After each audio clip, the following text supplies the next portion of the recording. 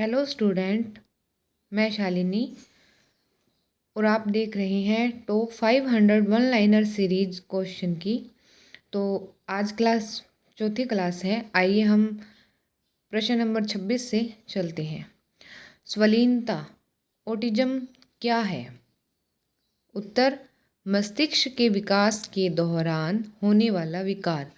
मतलब जब बच्चा जन्म के कुछ महीनों बाद अपने आप में मगन रहने लग जाता है, एक ही वस्तु जो हाथ में ले ली उसी के साथ खेलता रहता है, पटकता रहता है, अन्य चीज़ों की तरफ उसका कोई आकर्षण नहीं होता। जो भी ऐसा बच्चा हो उस वह स्वलीनता ऑटिज्म में आता है। प्रश्न नंबर 2, बाल्य अवस्था का समय क्या है? उत्तर, 2 से 12 वर्ष। बाल्यावस्था को भी मनोवैज्ञानिक दो भागों में बांटते हैं। औसतन पूछे तो 2 से 12 वर्ष ही होती है, लेकिन मनोवैज्ञानिक बांटते हैं प्रारंभिक बाल्यकाल और मध्य बाल्यकाल। प्रारंभिक बाल्यकाल 2 से 6 वर्ष के लिए होता है और मध्य बाल्यकाल 6 से 12 वर्ष का होता है। अगर आपको अच्छी तरह से समझ आ रहा है मेरी कराए गए प्रश्न तो आप कमेंट करके बताइएगा, ताकि इससे मुझे मोटिवेशन मिले। प्रश्न नंबर 28, बच्चे के विकास की दिशा क्या है? ये मैंने आपको डायग्राम के द्वारा समझाने के प्रयास किया है। जैसे एक बच्चा, जैसे लाइन मैंने सीधी खींची है सिर से पैर की ओर, और एक इधर वाले बच्चे में एरो बनाई है 4-5। तो बच्चे का विकास एक तो सिर से पैर की ओर होता है, ठीक है। दूसरा विकास मध्य से बाहर की ओर। मध्य से बाहर की ओर मैं आपको एक्सप्लेन करके बताती हूँ। जैसे बच्चा जब छोटा होता है तो उसे हम कोई खिलौना देते हैं तो वह पहले कंधे उठाएगा, फिर कोहनी, और जब वो 5-6 महीनों का हो जाएगा तो धीरे धीरे उंगलियों से उठाने का प्रयास करेगा। तो विकास कहाँ से स्टार्ट हुआ? कंधों से स्टार्ट हुआ। जैसे जैसे कंधों से स्टार्ट हुआ, कोहनी तक आया, फिर हथेली तक आया और फिर उंगलियों तक। तो बात हो गई मध्य से बाहर की ओर और सिर से पैर की ओर। प्रश्न नंबर 29, खेल खेलने से बच्चों में कौन कौन से विकास होते हैं? खेल खेलना वैसे भी बच्चों को बड़ा पसंद होता है, तो आइए देखते हैं उत्तर। खेल खेलने में बच्चे आपस में भाषाई विकास, शारीरिक और क्रियात्मक, कल्पनाशीलता, सृजनात्मकता, संज्ञानात्मक विकास। भाषाई मतलब बच्चे आपस में बोलते हैं। शारीरिक मतलब खेल कूद करते हैं, भागते हैं, दौड़ते हैं, तो शारीरिक विकास मजबूत होता है। जब बच्चे कुछ ड्राइंग, पेंटिंग या कुछ कलर्स वगैरह करते हैं तो उनमें सृजनात्मकता, क्रिएटिविटी आती है और वो थोड़ी थोड़ी समझदार भी होने लगते हैं। प्रश्न नंबर 30, अगर आप नवजात शिशु के पैरों के तलवे को सहलाएं तो वे पहले पंजे या पाँव की अंगुलियों को फैलाएंगे और फिर उन्हें मोड़ लेंगे। ऐसा करना कौन सी प्रतिक्रिया में आता है? मैं आपको जो भी प्रश्न करवा रही हूँ वो एनटीटी के अकॉर्डिंग करवा रही हूँ, जिसका उसका सिलेबस है। मेन प्रश्न जो परीक्षा की दृष्टि से मोस्ट इम्पोर्टेंट है, आप इनको एग्जाम में जाने से पहले ज़रूर पढ़िएगा। आपके पड़ोस में या आपके घर पे कोई बच्चा हो तो आज आप ये प्रयास करके ज़रूर देखिए, उसके तलवे होते हैं पैरों के, उसके सहलाइएगा।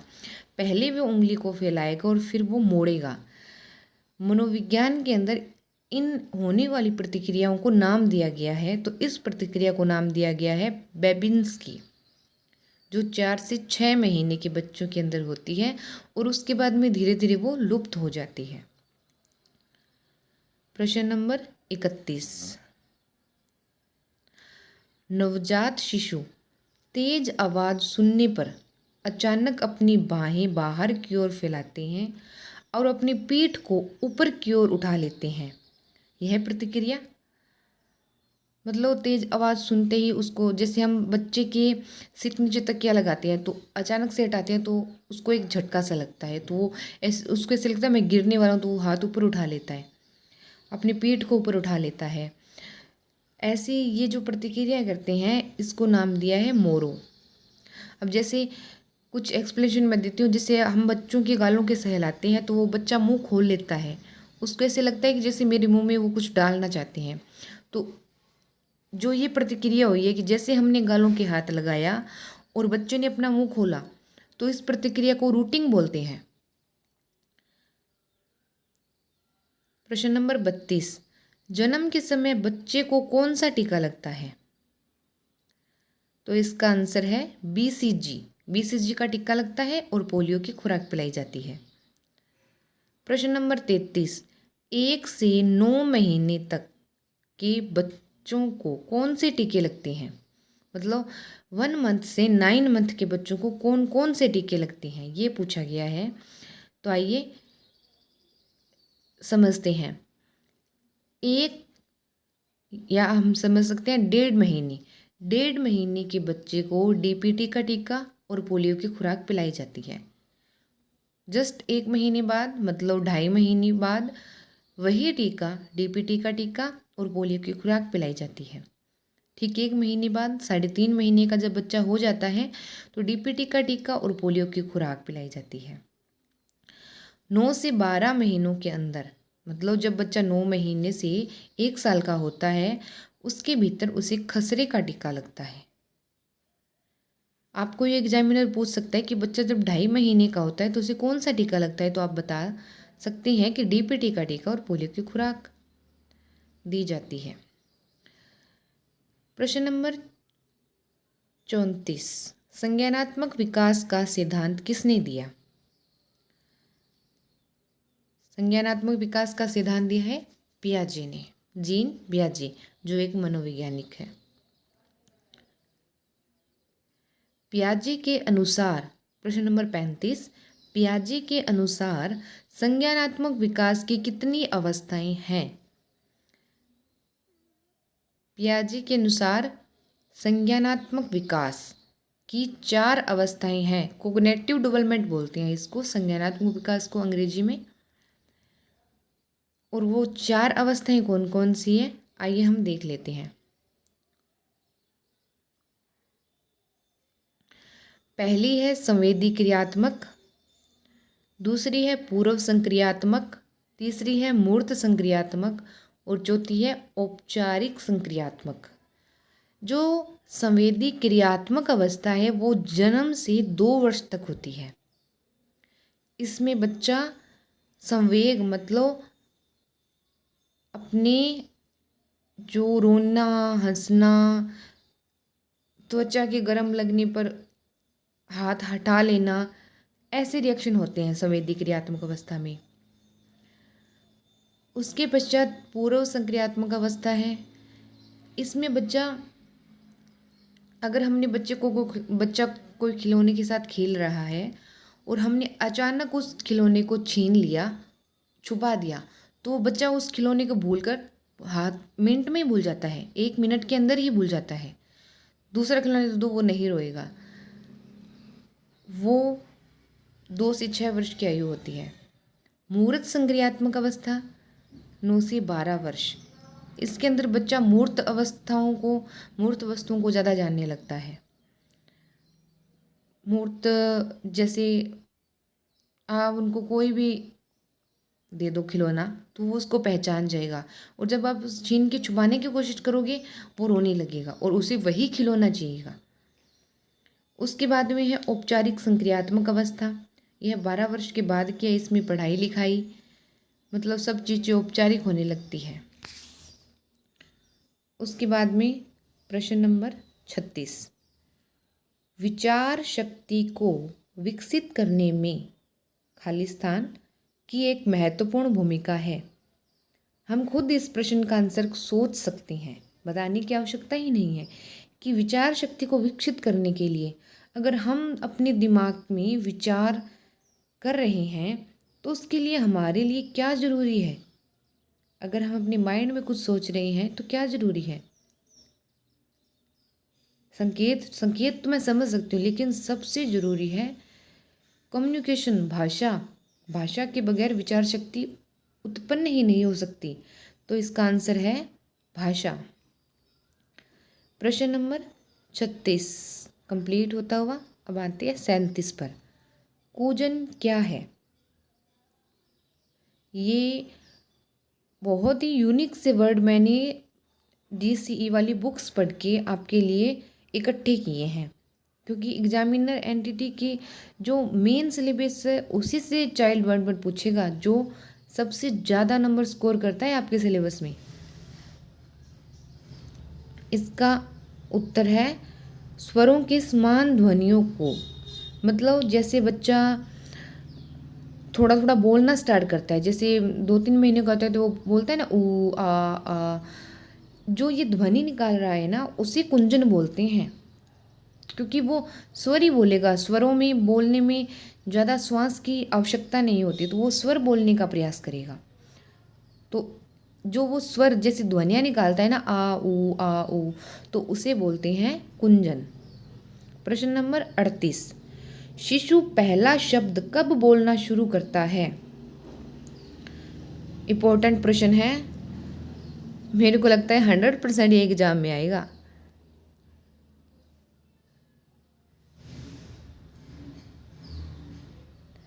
शिशु पहला शब्द कब बोलता है? 10 से 12 महीनों के बीच, मतलब जब उसका जन्मदिन आएगा या उससे थोड़ा टाइम पहले पहला शब्द बोलता है। बलबलाना तो वो पहले सीख जाता है, लेकिन एक क्लियर शब्द वो 10 से 12 महीनों के बीच में बोलता है। प्रश्न नंबर 39, स्क्रिबलिंग किसे कहते हैं? स्क्रिबलिंग किसे कहते हैं? उत्तर है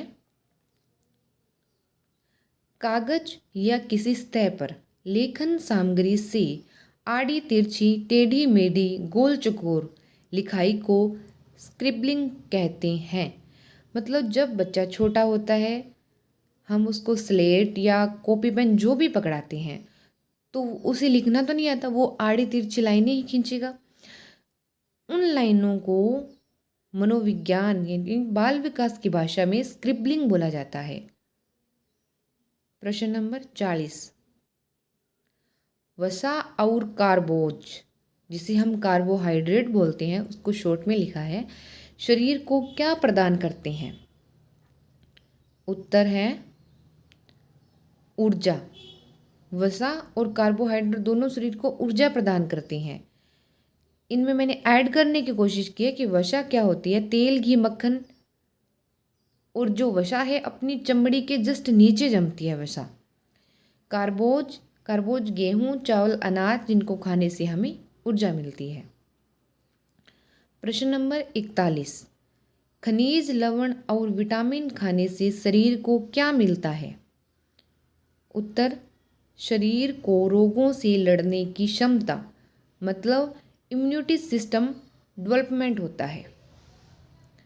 प्रश्न नंबर 42, किस मनोवैज्ञानिक के अनुसार विकास मतलब डेवलपमेंट एक सतत और धीमी प्रक्रिया है? स्किनर। जो ये परिभाषाएं होती हैं इनको हमें लिंक करके याद करना पड़ता है, जैसे सतत और स्किनर, सह से सतत और सह से स्किनर, सह से सतत और सह से स्किनर, ऐसे करके याद करना। प्रश्न नंबर 43, बालक का विकास परिणाम है, मतलब बालक धीरे धीरे विकास करता हुआ बड़ा होता है तो वो किसका परिणाम है? इसका आंसर है वंशानुक्रम व वातावरण की अंतःक्रिया। जब बच्चा गर्भ से लेकर वातावरण में अंदर अंतःक्रिया करता है, धीरे धीरे वो डेवलपमेंट करता है। वंशानुक्रम वातावरण के बगैर तो बालक का विकास संभव ही नहीं है।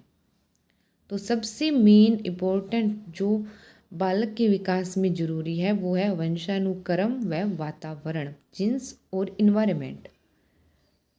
प्रश्न नंबर 44, पियाजे के अनुसार संवेदी क्रियात्मक अवस्था होती है।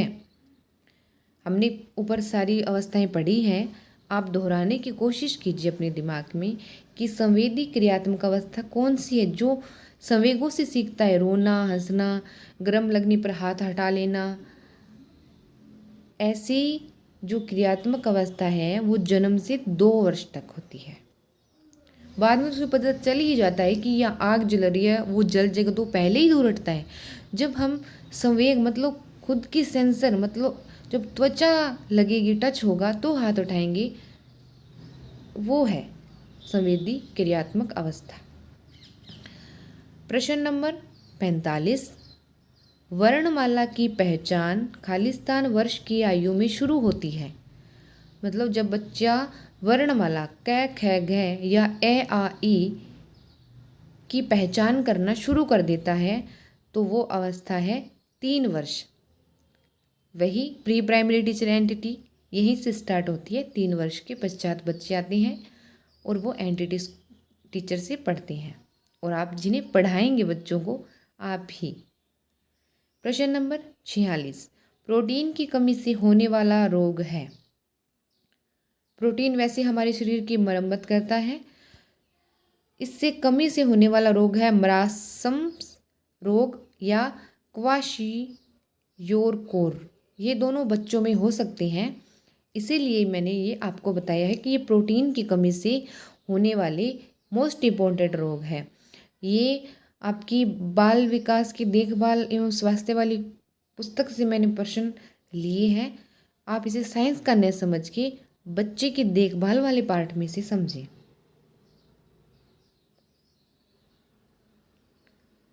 प्रश्न नंबर 47, कार्नियल जीरोसिस क्या है।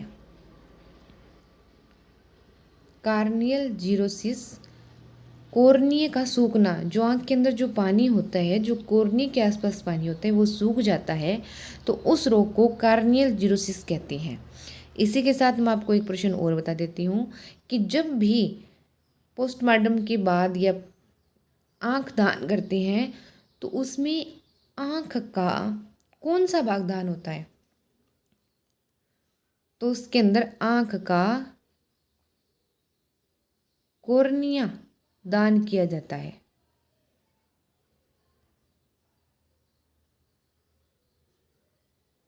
विटामिन, प्रश्न नंबर 48, विटामिन ए की कमी से होने वाला रोग है रतौंधी, जिसे शाम के वक्त धुंधला धुंधला दिखाई देता है और रात के वक्त एकदम हल्का हल्का, बिल्कुल हल्का हल्का दिखाई देता है, जिसे रतौंधी बोलते हैं। प्रश्न नंबर 39, आयोडीन की कमी से होने वाला रोग है। आयोडीन की कमी से होने वाला रोग है गलगंड, जिसे गोयोटर या क्रेटिनता, जो गर्भावस्था के वक्त जो आयोडीन की कमी होती है उसके बाद में बच्चों के अंदर जब बड़े होते हैं तो सिर पे बाल नहीं आते, तो क्रेटिनता की कमी होती है। प्रश्न नंबर 50, विटामिन बी की कमी से होने वाला रोग है। विटामिन बी की कमी से होने वाला रोग है बेरी बेरी। तो फ्रेंड्स, थैंक यू। एंड अगर आपको मेरी ये प्रयास अच्छा लगा तो कमेंट करके ज़रूर बताइएगा। Thank you so much.